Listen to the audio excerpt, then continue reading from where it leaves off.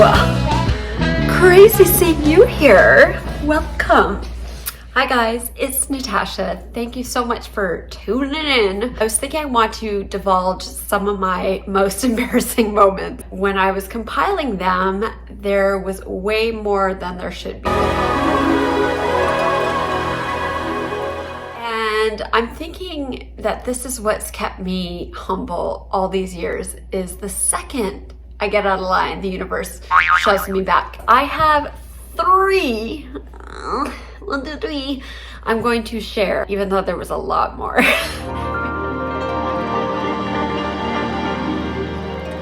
Let's start. Number one. I was working at a salon in New York and I was blowing someone's hair out. And I was wearing a halter top, very Gwen Stefani inspired tube top with no bra on. Stupid not to wear a bra to work. So anyways, I'm blowing out this girl's hair and I'm behind her doing what I do, blowing out the hair with a round brush and the blow dryer, and I'm like going. And I'm talking to her in the mirror. So I'm like blah, blah, blah, blah, blah, blah. And she's got this strangest look on her face. I wish I could emulate it. It was something like this. It was like horrified mixed with she was about to burst into laughter, maybe even tears. Like I could not read it. So anyways, I finish her up. She like scoots away really quick. So I finally kind of look up and look into the mirror and I realize my tube top had like scooted down, but just on one side. So I basically had one boob popped out. It is scooted down as I was like laboring away back there. And she didn't tell me. She was like mortified and I never saw her again. And I wanted to die. That was the last time I ever wore a tube top to work. 2001, man. Thank you, Gwen Stefani, for inspiring me to look a certain way at work. Number two. So the salon that I worked at served wine for the customers. However, the staff enjoyed indulging as well. Cheers to professionalism. As a disclaimer, I'm just gonna say, kids, don't drink at work. It's not cool. The girl that worked next to me devised a plan where you have a teacup and you put your wine inside and then you just take just the string to the tea and you dip it in and you put it like this. So it looks like you're just drinking tea. Oh, isn't she sweet? She's such a great hairdresser, just a little tea drinker. That's what I was going for. But this happened to be next to my client's drink and she picked it up and she takes a big sip and she's just like, what is that? I got completely busted and it was very embarrassing.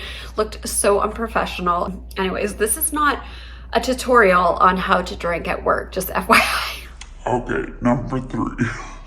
The stars aligned and I had one of the worst things happen. So it was Judd Apatow and I was so excited to do his grooming and I felt so honored and blessed to get the job. So I had taken the time to build a very specific kit for him. I put a lot of thought and effort into it because I wanted to make him happy. And so I get to the location that he's at and he answers the door and he's on the phone. He's like, oh, come in. I'm just gonna be on the phone for a little bit. And I was like, yeah, of course, take your time, you know. I'm taking stuff out of my bag and I realize I have no makeup. I only have hair stuff. Which means I didn't have any brushes, I didn't have any face creams, I didn't have any concealers, foundations, you know, puffs, beauty blenders, Q-tips, tweezers. I freaked. And he was off in another room, so I just made a decision to leave. Grabbed my wallet, ran out the door.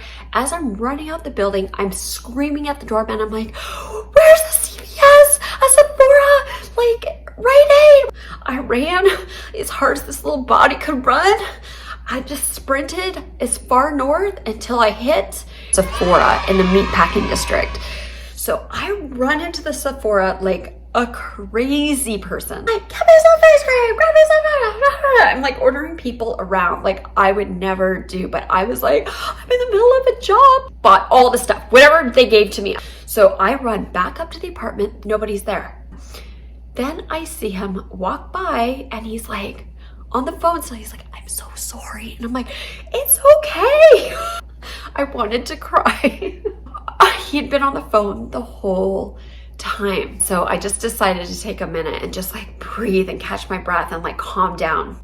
And so as I'm doing this little head like pokes around the corner and he's like, hey, can you do something with this? And I'm like, sure. And it was Bill Hader, who was the loveliest. And by the time I was done his grooming, Judd was ready. I had everything that I needed, but it was the biggest heart attack and the biggest lesson because to this day, I triple check my kid. The good news is I jumped into action and thank God it worked out to my benefit and I didn't look like a total like unprepared schmuck. And had he not been on that call, I would have been unpacking, getting ready to do his hair and makeup and would have been a horrific moment. Cheers to professionalism.